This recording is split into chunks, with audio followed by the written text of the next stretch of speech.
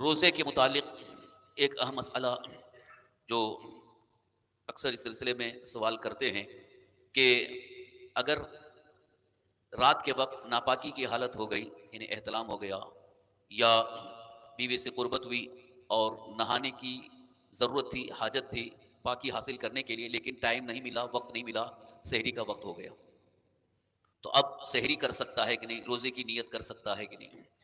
اگر رات میں ناپاکی کی حالت ہو گئی کہ پاکی کا غسل کرنا تھا لیکن غسل کرنے کا موقع نہیں مل سکا، تو بھی وہ صرف اور صرف وضو کر کے یا کلی کر کے سحری کھا سکتا ہے اور روزے کی نیت کر سکتا ہے۔ یعنی اگر حالت ناپاکی ہی رہی اور روزے کی نیت کر لیا تو اس کا روزہ صحیح ہے، روزے کی نیت بھی درست ہے۔ البتہ فجر کی نماز سے پہلے پہلے غسل کر لینا چاہیے، کیونکہ ناپاکی کی حالت میں رہ کر کے نماز قضا نہیں کرنا ہے، کیونکہ فجر کی نماز قضا ہو جائے گی۔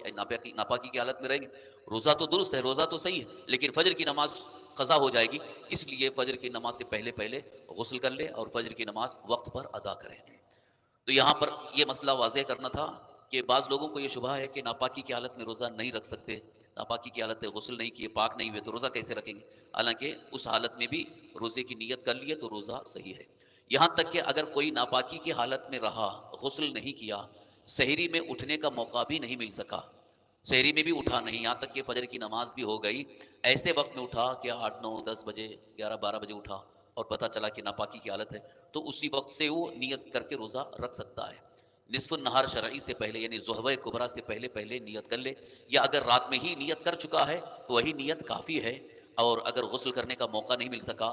اور نیند بھی اتنی گہری تھی کہ آنکھ نہیں کھلی، وقت زیادہ ہو گیا یعنی فجر کا وقت بھی چلا گیا، تو وہ کنٹینیو روزہ کر سکتا ہے، روزے کی حالت میں رہ سکتا ہے۔ البتہ ناپاکی کی حالت میں زیادہ وقت نہیں رہنا چاہیے، جلد سے جلد غسل کر کے پاک ہو جانا چاہیے۔ کچھ لوگوں کی عادت بنی ہوئی ہے کہ وہ ناپاکی کی حالت میں ہی 12 1 بجے 2 بجے تک سوئے رہتے ہیں، حالانکہ اس سلسلے میں بزرگان دین فرماتے ہیں کہ ناپاکی کی حالت میں رہنے کی وجہ سے گھر سے برکت اٹھ جاتی ہے، برکتیں دور ہوتی ہیں، ختم ہو جاتی ہیں، اس لیے جہاں تک ہو سکے پاک ہونے کی جلدی سے جلدی کوشش کریں۔ عذر ہے تو ایک الگ بات ہے، جیسے بہت زیادہ ٹھنڈی ہے، رات میں نہانے میں دقت ہے، دشواری ہے،